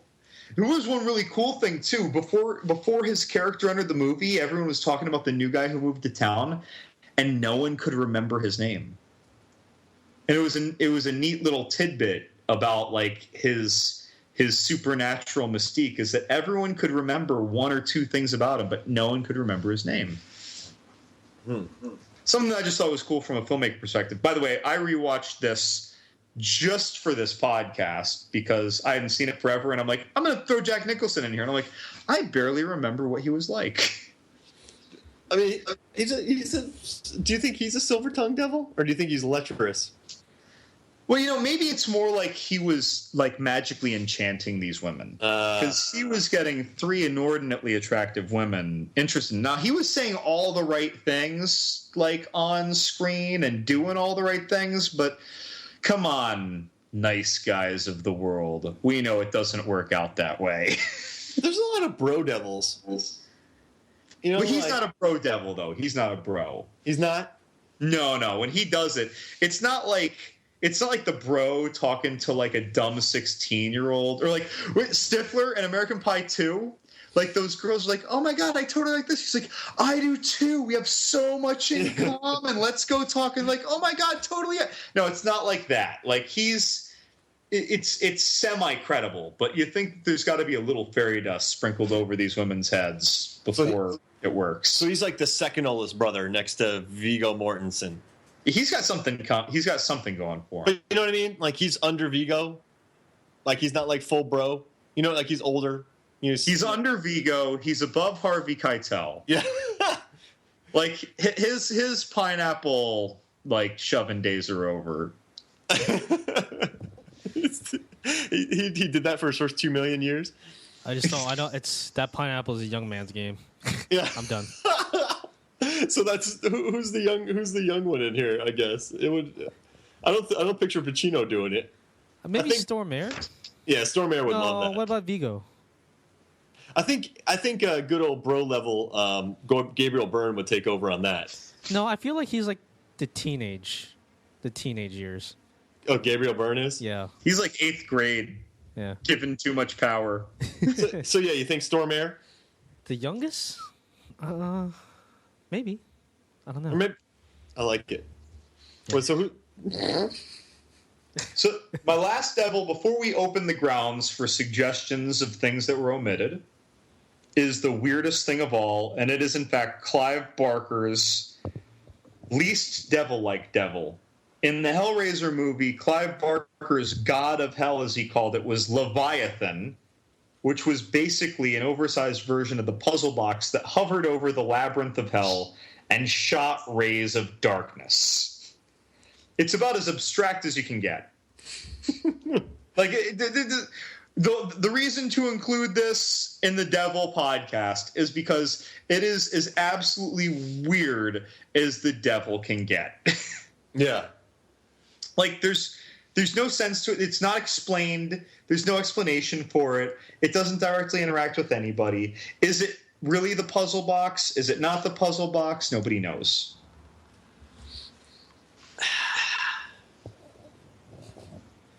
It's completely inhuman and dehumanized. Doesn't interact. Doesn't do anything. I'm trying to read about it here, and there's really nothing to read about it. And yet, if you watch the movie, if you're really into the Hellraiser movies, it's cool as hell with its mysticism. Uh-huh. But at the same time, what the hell is this thing? It's a big floating cube in an alternate dimension that spews out darkness. And it's like, this hell is ruled by Leviathan, an abstract, ambiguously sentient god that takes the form of a giant floating silver octahedron at the center of the labyrinth. There you go. I get it. Nice. That's it. That's all you get. I feel like he's the one. Like, he's the devil that no one wants to hang out with. Yeah, well, I mean, it's an ambiguously sentient cube, so you're probably not going to invite it to play poker on Tuesday night. I want to see a movie where it's Pacino, it's Nicholson, De Niro, and this sentient cube playing poker. What are you doing over there? You're an octahedron. You're spewing darkness. You folded on that hand, dummy. You're in the middle of a labyrinth. You tell everyone where to go. I've had enough.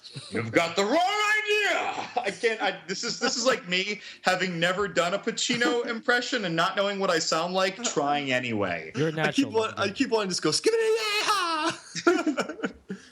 yeah. But yeah, so I mean, it's the one you don't want to play poker with. We've got a very strange eclectic mix of devils here. So now people point out Mr. Frost, Jeff Goldblum. They point out Hellboy. They point out Tom Waits from whatever movie that was. Like, so what devils? Are there any devils that you guys think that I'm missing? That we are missing? I mean, you had a pretty extensive list there. I can't think of anything outside of the list. I mean, I'm happy. I think it's great. I mean, someone mentioned there was a devil from A Brother Where Art Thou. Did you read that? Yeah, so I saw that movie only once, probably when I was in college. And for our listeners, that was like over a decade ago. But when I saw that movie, I don't remember there being a devil, but maybe if I watched it now, I'd get it, being a smarter, older person. Yeah.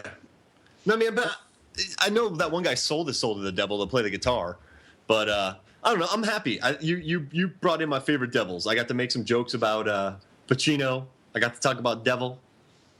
So as a final thought, people who you'd like to see play the devil who never played the devil.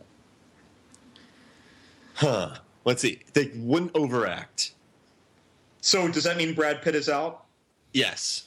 I want to see... Can we say that Meryl Streep came close? The Devil Wears Prada. Yeah, man. Heyo. She came a lot closer in the Bridges of Madison County. I felt like I was in hell watching that. And who would be a good devil? Bridges of Madison County? What do you think, Lazabath? Who's the devil that you want to see that you never got to see yet? I think Christopher Eccleston from Doctor Who and 28 Days Later would be really good. I think Christoph Waltz would make a pretty good devil. Oh. Ooh. I guess, he's not that deep in his career, really. That could happen. His career is just starting. This is kind of an obvious one. I just want to see him shout, but Samuel L. Jackson as the devil. Oh, yeah. Actually, at this point in his career, with all the shit that's gone down recently, I'd like to see, just a manic, edgy Charlie Sheen. I feel like he's played the devil in a movie for some reason. No. I don't think he has, but for some reason... He just behaves like the devil. I want Morgan Freeman to be the devil. Because Ooh. everyone thinks of him as God. Hold Yeah. on. Does that mean that he doesn't use his soothing voice that everyone knows him for from every movie ever? But that'd be perfect. You know what I mean? So soothing voice devil? Yeah, soothing voice devil. Man, he's luring me in. Ooh. And why is he standing next to that cube? And why is Pacino dancing next to him? How about Johnny Depp as the devil? Just to see what kind of crazy costume he comes up with. I want to know what drugged out pop culture icon he's going to use to model that character. Someone from The Cure, Robert Plant. Yeah. But That'd be awesome. what about? I think. Oh man, I just had a really good one. I think Ethan Hawke could be a good one. Just the way he talks. Yeah, no, that sounds solid. Like he could work his way. Like he could sell me a 1988 truck. You know what I mean? What about Chris Klein? Chris Klein Specifically as from Nash. Street Fighter. It's just the same character. Chris Klein as Nash is the devil from Street Fighter of Chung Li. No, he's on a stakeout. He's pretending to be the devil to catch Gosh. to catch some bad guys. Oh, just dressed as that? No, all right, so for me, it's Eccleston and it is Ethan Hawke. I'd like to see Aaron Eckhart. I think of Thank You for Smoking. Yeah. I'd like to see him as a good, like, quick-witted devil. Yeah, he could do that. He's already played an angel. Yeah. No, wait, he played a Frankenstein. Never mind, I'm Frankenstein.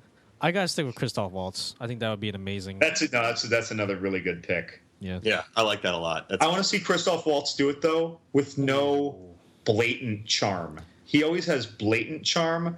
I just want a subtle undertone of charm. I want menace. Okay. Ooh, How Don about this? Cheadle would be a good one. No. If you want menacing, how about Idris Elba? As Oh, the devil. he'd be perfect. Yeah. He wouldn't even have to change anything. He would just like show up and just say his lines. Like, look, Idris, Yeah. wear a dirty tank top and some jeans. Yeah. That just make these people nervous. Yeah. I'm telling you guys, I want to see Ethan Hawke. Ethan Hawke is my number one is Ethan Hawke. But I feel like he And just two get is- like I think that's a good choice. but when he just get like some really long-winded, thoughtful like conversations about relationships and life in general. Like in the Before series. Yeah. Yeah, I want to see him walk in with someone like trying to get their soul. Yeah. Literally convincing them that hell is the right choice. Yeah, and get on this train with me. Then he meets him Yeah, every that's the metaphor right there. Then he meets because it's still free will. Yeah. Oh, hey. So it's like a kind of a throwback to that Ingmar Bergman movie where like the dude's playing chess Yep. against death. Yep, perfect. Yeah, like he's just walking. It's verbal chess. Nice. And then like his dad his boss is Christoph Waltz. I like that. Christoph Waltz closes the deal. Yeah.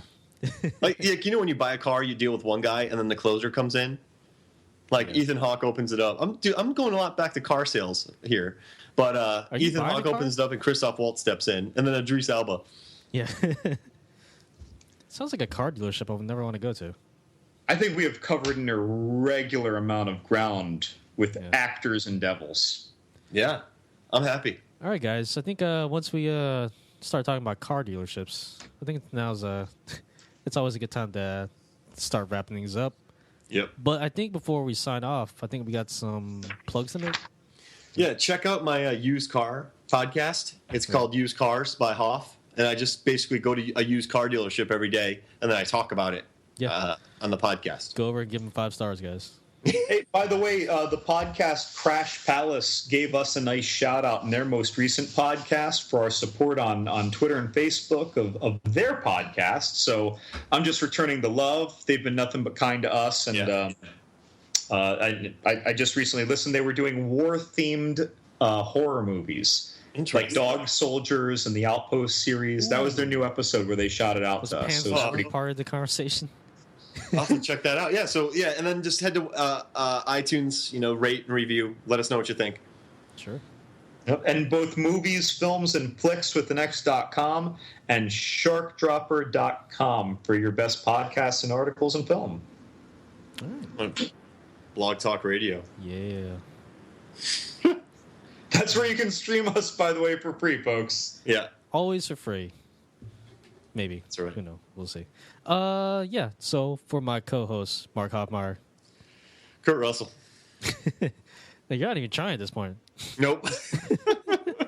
Dude, I have to say that I tried to tell that beginning story earlier and it did not work. Yeah. But Stargate reference. Stargate reference. That's right. Reference. I just don't know why anyone was running. It went fine. Were they running because you were thinking about the jogging scene where the lawyer got killed in The Devil's Advocate? I was. Is that actually what you were doing? And then I said, was he a god or was he devil? So I tried to I thought originally you were doing a Devil's Advocate reference instead of your normal Kurt Russell movie reference, and it kind of waylaid me. And then you switched to Stargate. I'm like, I guess he was just out for a jog and he ran across Stargate. I'm glad you got. I was talking about jogging and Devil's Advocate because it's a. No, I mean I got it in hindsight. It just threw me off. Normally you're like pure Kurt Russell. I did add some devil stuff in here. Theme day. No, I get you. Yeah. So now all the listeners go rewind back to our first 3 minutes. You're gonna understand. Yeah. Yep. John, let me good. Say bye to everybody. Have a good night, everybody. And also, guys, sorry, John. Used Cars, Kurt Russell movie. Yeah. All right, guys. Sorry, Love and Good. I cut you off. No, you're good. I've been your host, John Lassa. Thank you so much for listening, and we'll see you guys next time. Total bonkers stuff. How long did we go? Like.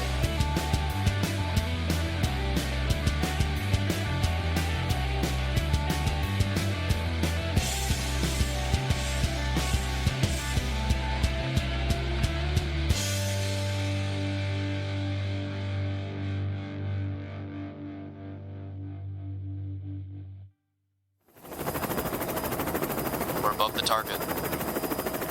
T-minus 5 seconds till shark drop. 5, 4, 3, 2, 1. Drop the shark! Go! Go! Go!